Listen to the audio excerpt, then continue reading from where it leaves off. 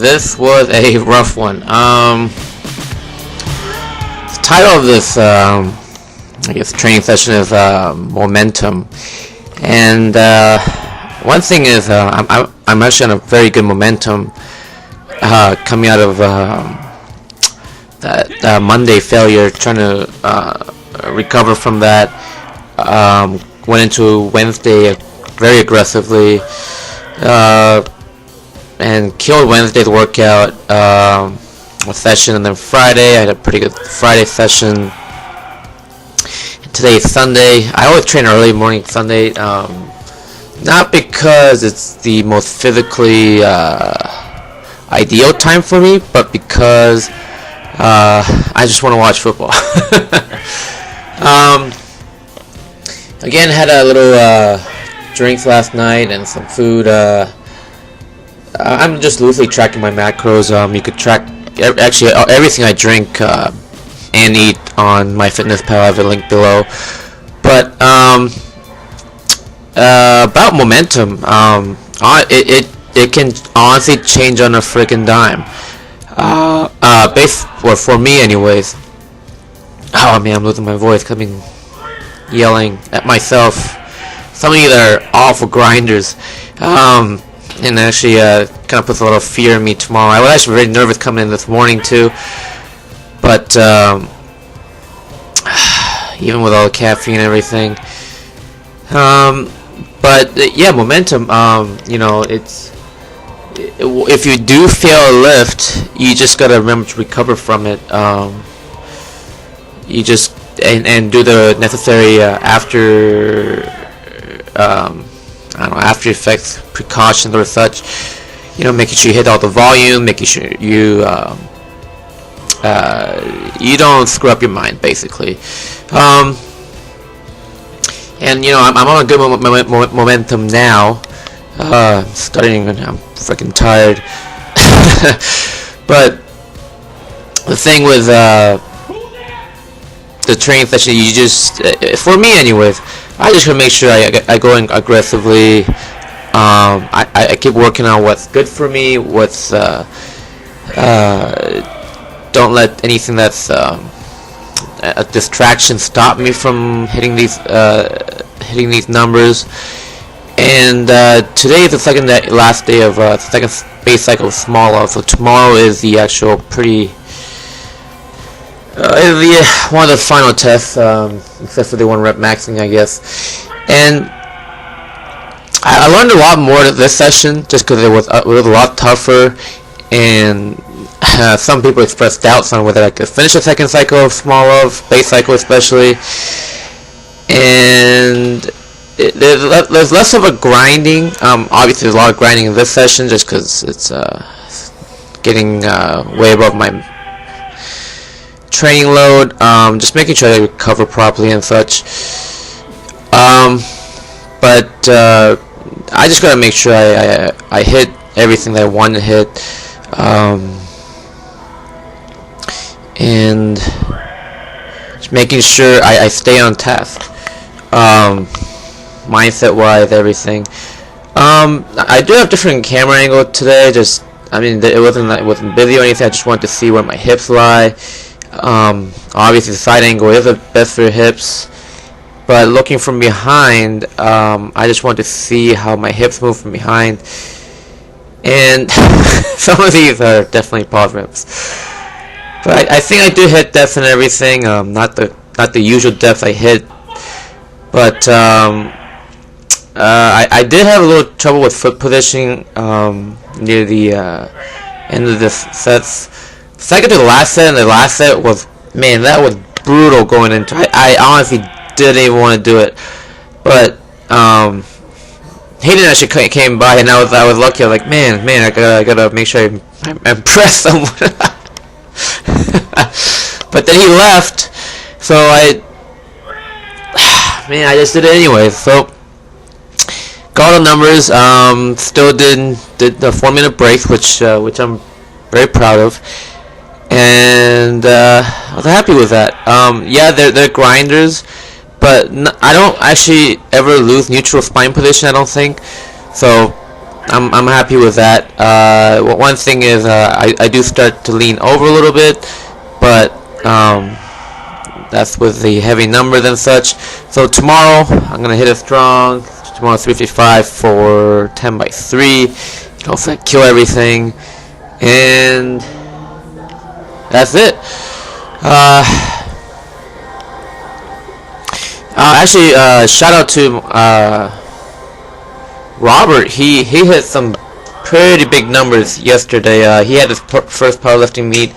It was a non-sanctioned meet, but again, it was it's meet's a meet. I mean, just because it was not doesn't mean because non-sanctioned. I mean, he's on shit. Maybe he is on shit. Who knows? I don't know. But he hit. I don't know if he wants me to release it, but who the hell actually listens to my videos anyways? But he had 400 squat, 300 bench, and I think 515 deadlift.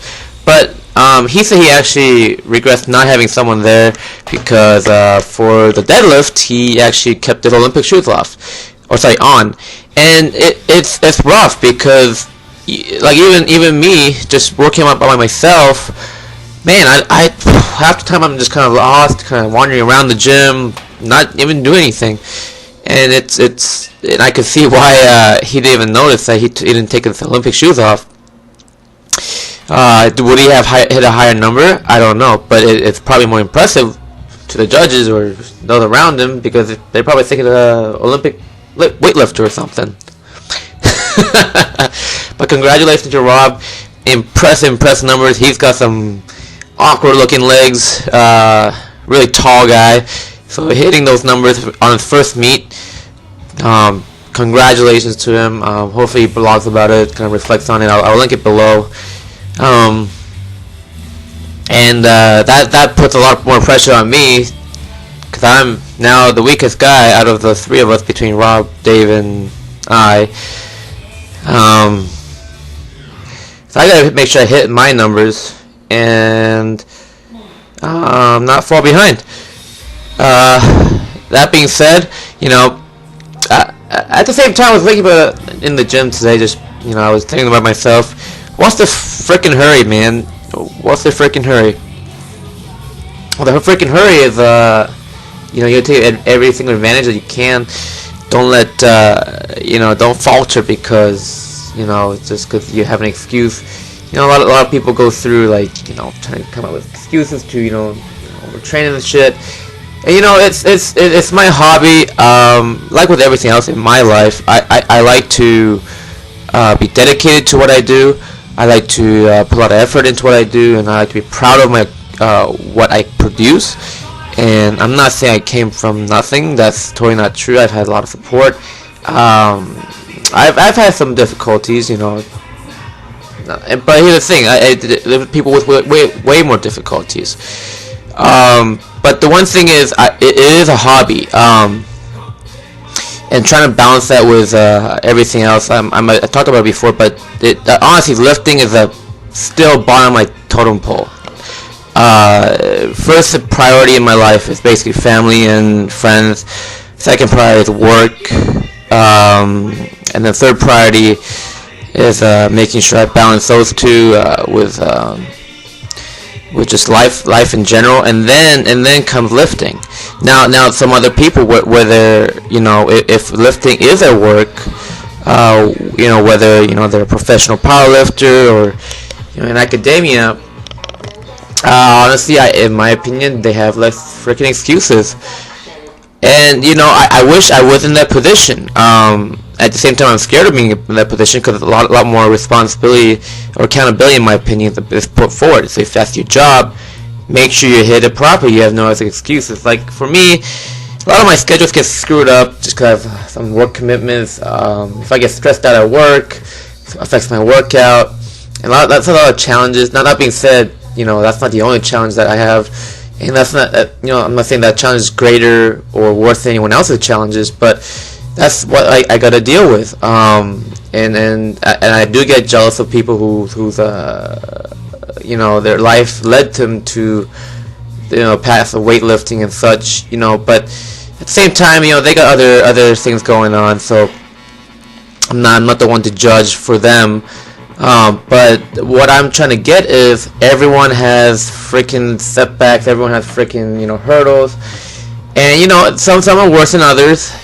But weightlifting is one of those sports where you can weightlifting or powerlifting is it's a last it's something that you can put your best effort towards. And just beating yourself. Literally, you're just watching the mirror, and that opponent is you. And one thing I do enjoy is a lot of powerlifting and weightlifting. They know, especially the elite one, they know what steps you had to take to get to their level. So it's very supportive, very structured. I was talking to Marshall about this, and it's a hobby I enjoy because, I come from a wannabe bodybuilding background, which is very kind of condescending. People are very I don't know. I'm not a big fan of that community anymore. But weightlifting and powerlifting, it's a lot better environment, and it's where those that adapt and lay a great foundation succeed. And success is defined by many different things. If it's a job, then maybe you better be hitting those world records. But otherwise, being your PR, that's what I think powerlifting is all about so far. Remember, guys, you can never drink too much. You can only drink too fast. Be the wolf, not the sheep.